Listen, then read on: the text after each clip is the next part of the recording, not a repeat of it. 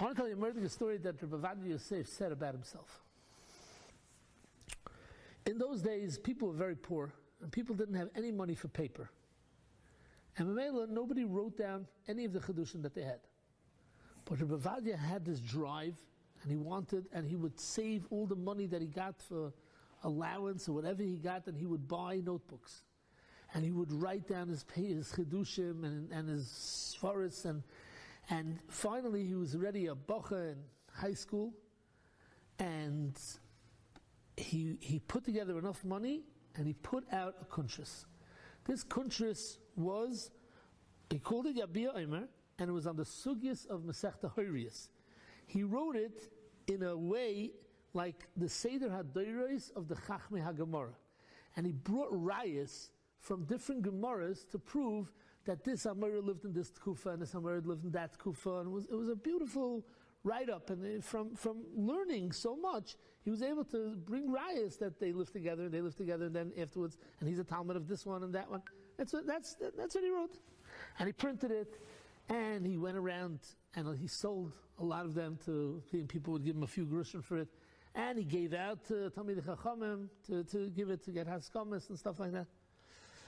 L'maisa, one day in the yeshiva, the Rosh Yeshiva was giving a shir, and one of the Bachrim asked a very good shaila in the Gemara, and Bachrim were trying to answer the shaila, and whatever they tried to answer, the Rosh Yeshiva explained why it's not a good teretz, and finally, one of the guys in the back of the room screamed out, "What are we working so hard for?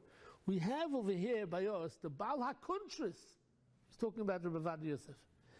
And he's a goyin, he's a Machabas Svarim, he's like from the Rishonim. You can ask him anything, he'll give you any teretz you want.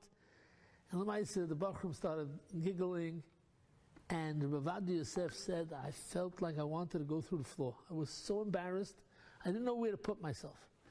And I made a decision on the spot, I am leaving yeshiva. I don't know what I'm going to do, I'll go drive a bus, I don't know. But I'm going to leave the yeshiva. I'm finished. I'll do anything. I can't. The bizyonis was so big." He says that he walked out and he went down the street and he met Reb Shimon Aaron Polanski, who was known as the Teplika. Rabbi Yashiv always used to talk about him. He was like that Pesach.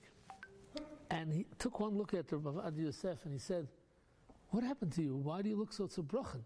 What's the tzaret? You have to tell me what's the matter." So Rabbi started to cry, and he told him over the whole story, and he told him what he did, and he told him what the Bacha did, and he was mamash tzibrochen.